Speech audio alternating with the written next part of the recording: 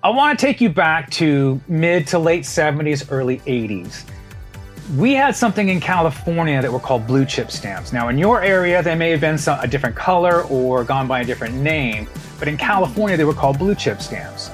You'd go to the grocery store, and depending on the amount of money you spent at the grocery store, you would get a certain amount of blue chip stamps. And if I recall, they were dispensed out of what was like a rotary phone. So based off of the amount you bought or purchased, you would get that amount in blue chip stamps.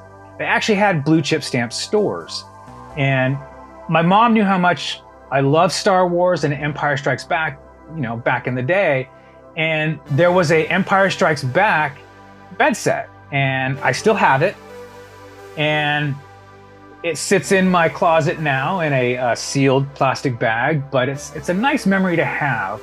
But it's also looking back at a different time of that era as far as the blue chip stamps and collecting them, putting them in the book, and then collecting enough to then go to that store to get what you were collecting them for.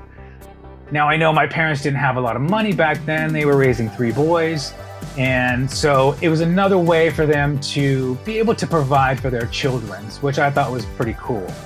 So what's your story, or what's your memory of blue chip stamps, or what color were they when in your area? And do you remember anything that your parents purchased for you? For me, it was this Empire Strikes Back bed set, and to still have it today is a pretty cool memory. Just thinking back now and realizing, the different time of going to the grocery store and being able to get something based off of how much money you spent. And, again, back in that time, there was, like I said, my parents didn't have a lot of money. So it was a nice additional way for them to be able to provide additional things for their kids. So again, what's your memory of blue chip stamps, or whatever color they were in your area? And what do you remember your parents getting for you?